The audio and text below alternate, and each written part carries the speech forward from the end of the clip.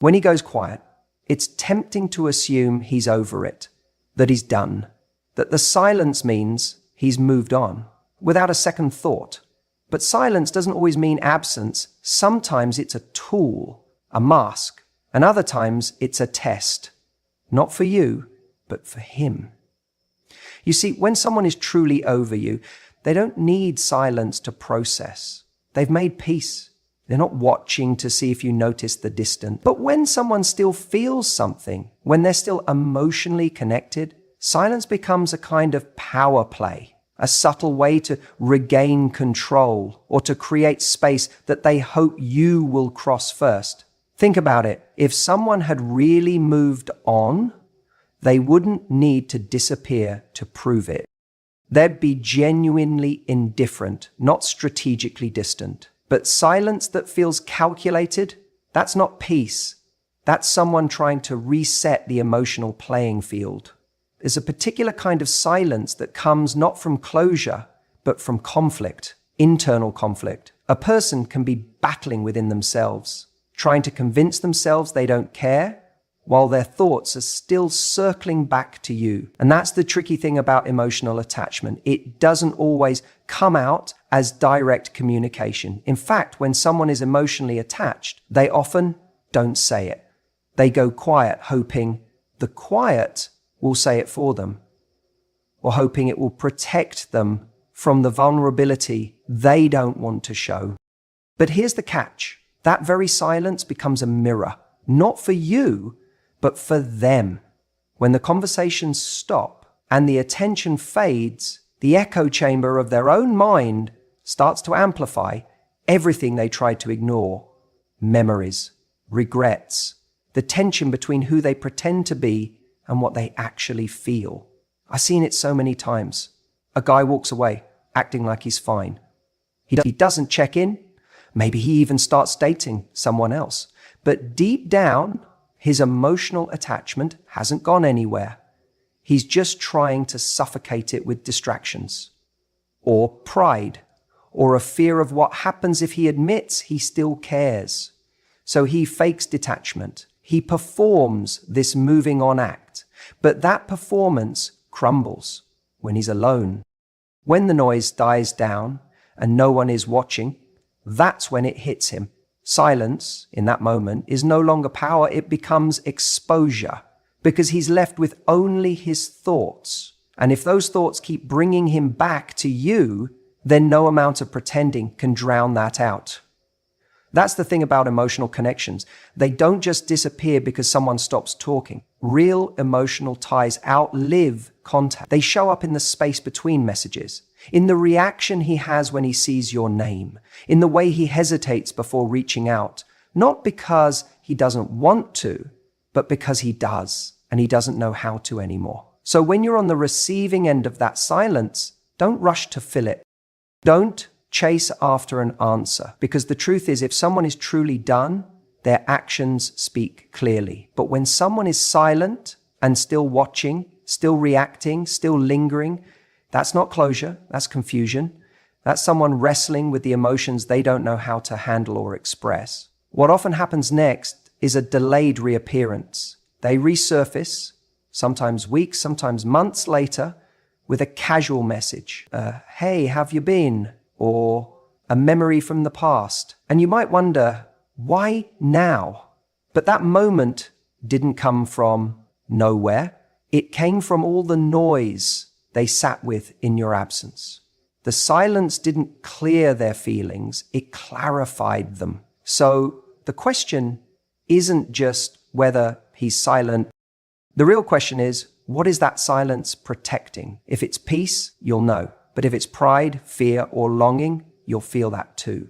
Because silence, when someone is still emotionally attached, is never truly quiet. It's full of tension, full of what's unsaid, and full of the emotions he's trying not to admit, even to himself. So, don't be fooled by the act. The real test of emotional detachment isn't in the silence itself. It's in what that silence reveals. He may pose, smile, and act unbothered, but the need to appear over you is often a sign he's not. See, emotional attachment doesn't disappear overnight.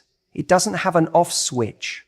What often happens is that it goes underground, tucked away beneath ego, pride, and the desperate need to look strong. It's not that he doesn't feel anything anymore. It's that he's terrified of looking like he does. Let's be honest, moving on has become a performance in the modern world. We've trained ourselves to equate silence and detachment with strength. We reward the one who looks the least affected, the person who posts first, who goes out first, who shows the world how free they are. They're seen as the winner. But here's the truth. When someone rushes to prove they're over you, they're often just trying to convince themselves. When someone truly lets go, they don't need to showcase their independence. They live it quietly. They feel peace. They feel clarity. But when he's still emotionally attached, that silence isn't peace, it's pressure. It's a tug of war between the image he wants to present and the feelings he's trying to suppress. And in that war, ego usually becomes his shield. He might be silent, but it's not because he doesn't care. It's because speaking, admitting he's still affected, makes him vulnerable. And vulnerability for many men feels like weakness. So instead, he chooses the path that protects his pride. That means no contact. That means acting as if nothing ever touched him deeply. But that doesn't mean he's healed. It means he's hiding. In fact, the more effort someone puts into seeming unbothered, the more likely it is that they are bothered. You don't run from something that doesn't matter to you. You don't try to prove anything about something that's truly over in your heart.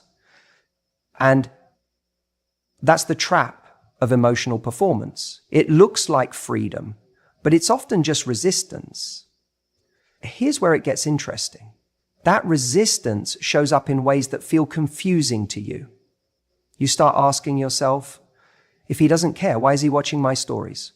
Why does he still ask our mutual friends about me? Why does he get weirdly distant and cold when I look happy? Because he's not detached. He's just desperate not to show that he's still attached. That emotional tether is still there, pulling in quiet ways. But instead of facing that pull, instead of owning that there's still an emotional tie, he doubles down on silence.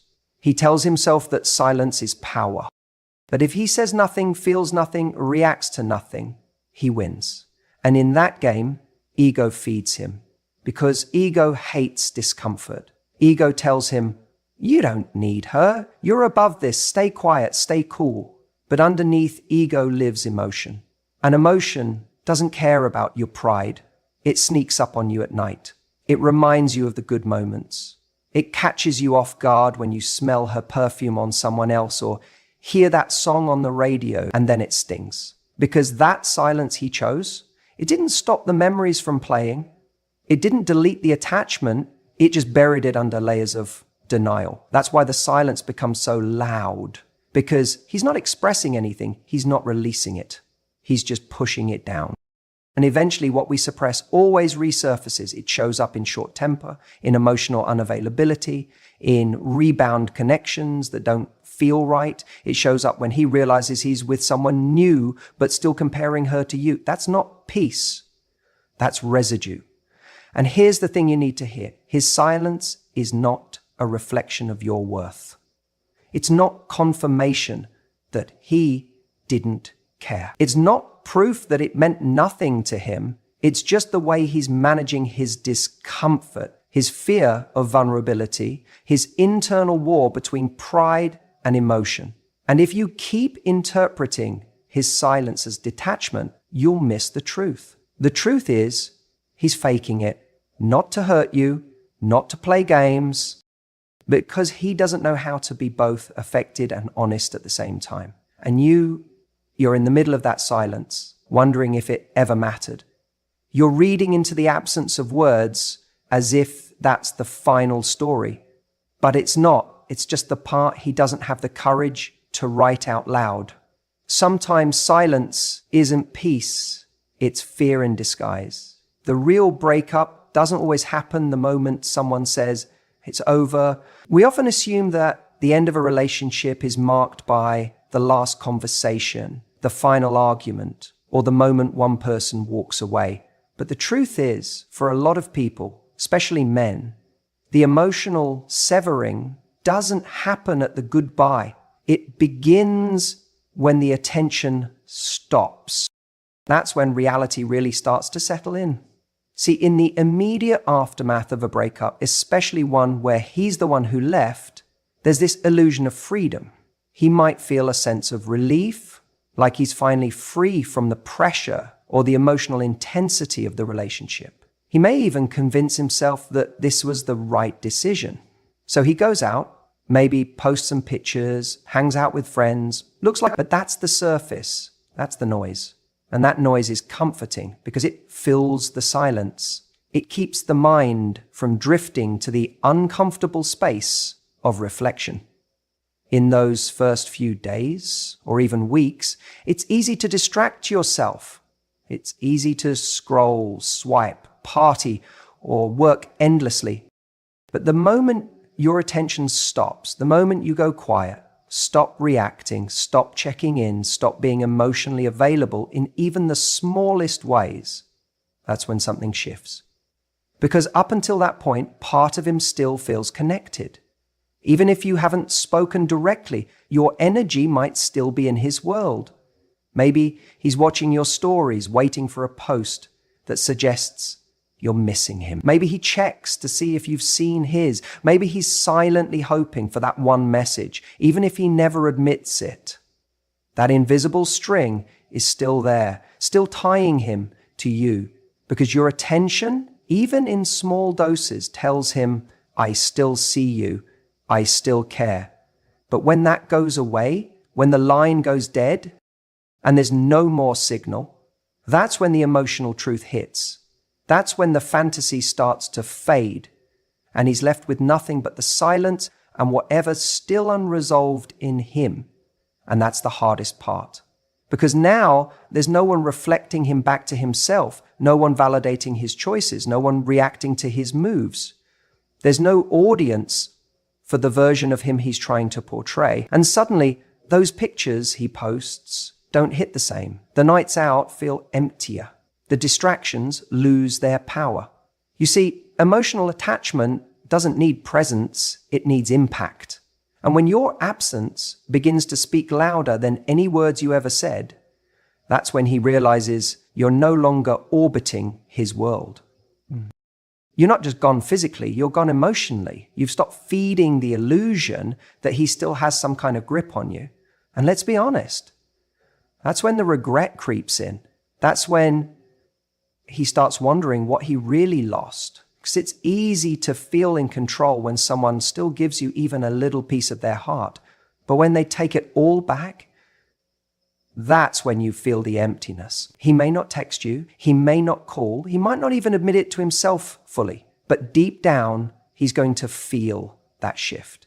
And that shift is powerful. It tells him that the door isn't just closed, it's locked. And you're not standing behind it anymore. It's in the silence that he's forced to confront what he's actually feeling. And sometimes what he finds is confusion. Sometimes it's sadness. Sometimes it's fear. Fear that he made the wrong choice. Fear that you're actually gone, that someone else might see your worth more clearly than he did. That's why I always say, don't rush to fill the silence. Don't chase closure. Don't try to prove your value, because when you pull back fully, cleanly, without bitterness, but with strength, you let the silence do what your words never could. You show that you're not waiting, you're not holding space for someone who's undecided, you're moving. And your movement, your actual evolution away from the relationship is what starts the real breakup in his heart. It's in that moment that the comfort of knowing you're still there begins to slip away. And sometimes that's when he'll come back around. But by then, you'll have changed. You won't be in the same emotional place. You'll have rebuilt parts of yourself that no longer fit with who he was in your life. That's why the most powerful thing you can do after someone walks away is to let the silence speak. Because in that silence, he won't just hear the echo of your absence. He'll feel the weight of what he let go. And that's when he realizes the real breakup didn't happen when he said goodbye. It happened when you stopped looking back. When you cut off contact with someone, when you stop calling, stop texting, stop checking in, you create silence. And for a lot of people, silence feels like the end, like it's done, finished, that's it. But what they don't understand is that silence isn't just emptiness. Silence echoes, and that echo over time can be deafening. You see, when someone is emotionally attached to you, even if they're pretending they've moved on, even if they're going out, living their life, dating other people, that silence doesn't sit quietly in the background. It starts to stir things up. At first, they might feel relief, space, maybe even power. But slowly, silence starts to do its work, because without the constant reassurance of your presence, your messages, your voice, your little check-ins, they're left alone with their thoughts. And that's when it gets real. When you stop giving someone your energy, you force them to confront the reality of losing you. Not the fantasy of being strong and over it, but the actual lived experience of what it means when you're no longer there. And here's what happens. The mind begins to talk. It starts running through scenarios. Is she thinking about me? Did she really move on? Was she really that happy with me? Or did I imagine it? The silence you leave behind becomes fertile ground for overthinking, doubt, and nostalgia. And this is where emotional attachment exposes itself. Because if he was truly done, if he was genuinely free of that emotional bond, then the silence wouldn't matter. It would feel neutral. But if he's still tied to you emotionally, if he's still carrying unspoken feelings, unresolved regrets, unhealed wounds, then the silence becomes unbearable. It becomes a mirror, reflecting everything he's trying to avoid. It's easy for someone to fake moving on when there's still communication, when you're still accessible, when they can still look at your stories, reply to a text, get some form of validation from you, even if it's subtle. But when that disappears, they can't mask their detachment anymore, because now they don't get to know how you're doing. They can't control how you remember them. They're locked out of your world, and that unknown is where the anxiety lives. This is why silence is so powerful, because it forces emotional honesty, not from you, from them. It's no longer about what you're saying or doing to keep them connected. It's about what they feel when you do nothing. That's the moment you start to see the truth. There's a difference between letting go and just trying to suppress your feelings. So many people act like they've moved on by staying busy, surrounding themselves with distractions, maybe even dating again. But if those emotions haven't been processed, if there's still an emotional debt left unpaid, silence will expose. Because when everything goes quiet, when the distractions aren't there, when no one's feeding their ego, that attachment starts to whisper. Sometimes it shouts. This is why you might suddenly hear from someone weeks or months after you go silent. They'll tell themselves they're just checking in, being polite, or that they randomly thought of you. But that's not random. That's silence doing its work. That's the emotional attachment pulling at them, demanding closure, clarity, or another shot. The hardest part for you is staying in that silence, because silence is uncomfortable for the person who's attached. But it can be uncomfortable for you too, especially if you're someone who wants peace or closure or still cares on some level. But when you hold that silence, you give them space to confront what they've been avoiding. And that confrontation, that's where growth happens. That's where truth is revealed. It doesn't mean they'll come back. It doesn't mean they'll say everything you wish they would say, but it does mean that what's real, not what's performed or projected, finally starts to surface. Silence, in a way, removes the performance. It strips away the drama, the words, the pretending, and what's left is whatever was actually there beneath it all. So if someone walked away from you or claimed they were over it or tried to act like it didn't matter, don't rush to prove anything. Don't chase. Don't fill the void with words. Let silence be your strength. Because if there was something real there, some genuine emotional connection, it won't vanish in quiet. It will get louder. The longer you say nothing, the more their mind will try to fill in the blanks. And that's when you'll see what was real and what was just noise. The silence doesn't just end conversations. Sometimes it begins the real one. He may not reach out, but that doesn't mean he's let go. Silence can be self-protection, not peace. And this is where a lot of people get confused, especially when they're trying to make sense of someone else's silence after a breakup. They assume if he hasn't called, if he hasn't messaged, if he hasn't tried to get me back, then clearly he doesn't care anymore. Clearly he's moved on. But that's not how it works. Emotional attachment isn't always loud. Sometimes it goes quiet. Sometimes it withdraws, not because it's gone, but because pride won the battle over vulnerability. See, most men aren't taught how to process emotional pain openly. They're taught how to mask it, push it down, and maintain control.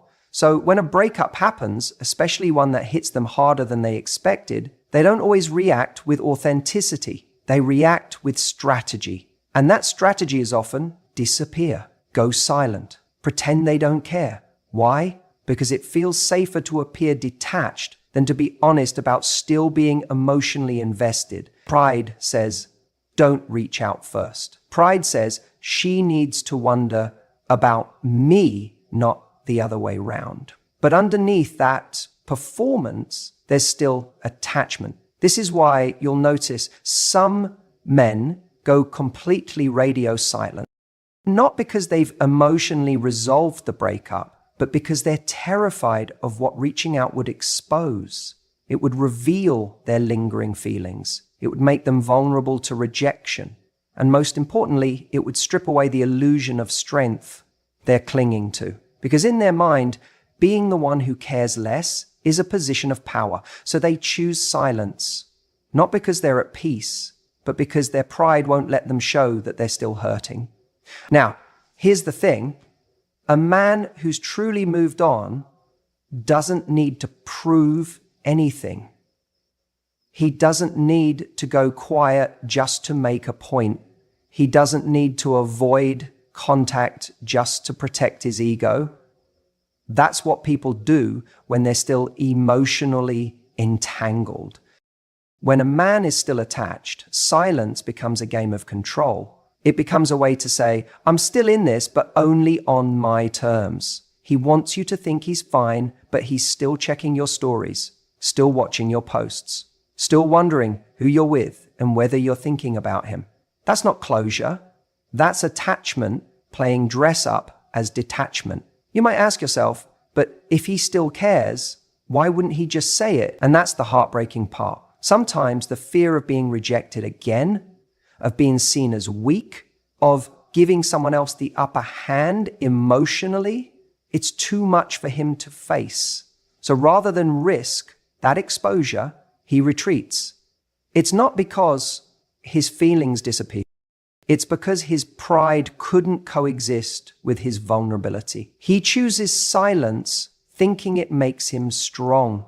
But deep down, that silence costs him more than he realizes. You have to understand, when someone is emotionally attached but not emotionally mature, silence becomes their coping mechanism.